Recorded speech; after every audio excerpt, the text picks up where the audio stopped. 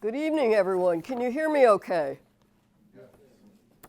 I'll try to project. I'm Debra Shore. I'm the Regional Administrator for U.S. EPA Region 5, and it's so good to be back here with you in East Palestine. Good evening, Mayor Conaway. Good evening. Chief Drabick, and members of the East Palestine Village Council. My first visit here occurred nearly 2 years ago under very different and very difficult circumstances.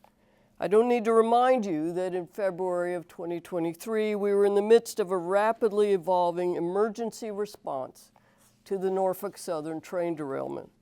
And I'm so proud that our EPA responders were able to immediately support personnel from the Ohio Environmental Protection Agency, the East Palestine Fire Department, and all the neighboring fire departments and first responders who were called upon to be part of one of the most consequential environmental emergency responses in U.S. history.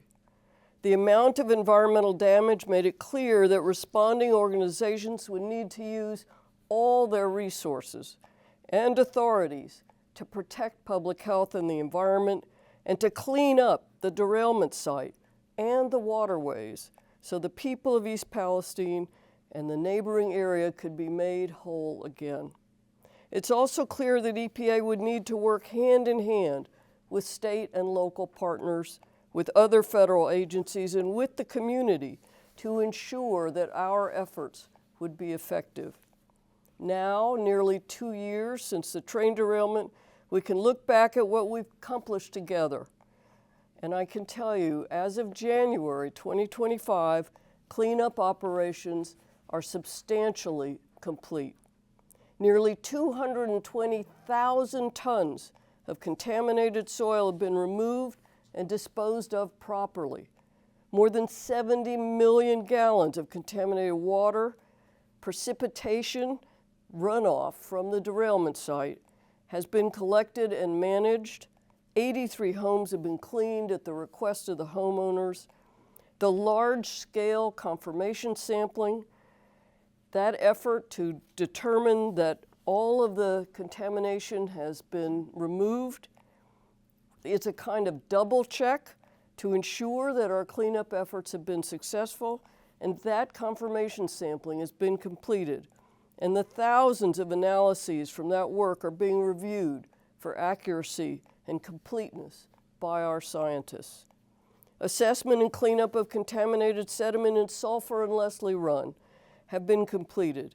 And when spring weather returns, EPA will require that Norfolk Southern complete additional assessments and any further cleanup that may be indicated. Restoration of the derailment site and of adjacent support areas is in its final stages. We have been committed to public information and community engagement throughout the response. The EPA Welcome Center remains open by appointment, and EPA staff continue to make themselves available to address resident concerns and answer questions. And in May of last year, the U.S. Department of Justice and EPA announced a settlement with Norfolk Southern that holds the company accountable for the damage to the environment and natural resources caused by the derailment. I know that EPA's on-scene coordinators and community outreach specialists have been sharing much of this information with the village and the community, and that little of it is new.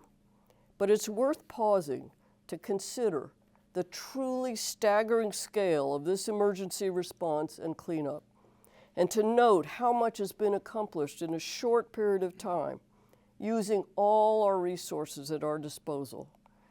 It's also worth pausing to thank all of you here in East Palestine and in Columbiana County for the crucial role you played in getting to this point. Starting with the initial emergency response through the months of intense work with Unified Command and through the more recent months of ongoing project management, you have been closely involved in the cleanup effort. Mayor Conaway, Chief Drabick, Director Clark, Dr. Vins, Scott Wolf, and Vogel, I want you to know how much EPA has valued your partnership and your continuing involvement. I want you to know how much I personally have valued our collaboration. At each step along the way, you have shared critical insights and helped to guide our collective efforts. We couldn't have gotten to this point without you. Some work remains to be done. There will still be a few additional weeks of restoration work, some excavation work in the East End, and of course, months and years of long-term monitoring of streams and wells to ensure that public health is protected. We plan to issue a newsletter before the end of January to update the community. And by summer, we'll be able to do what we've always wanted to do, encourage the people of East Palestine to live their lives without worrying about whether their air, water, or soil still pose a threat. My position as Regional Administrator of Region 5 is part of the Presidential Transition of Authority, and I will be leaving EPA at noon on January 20th.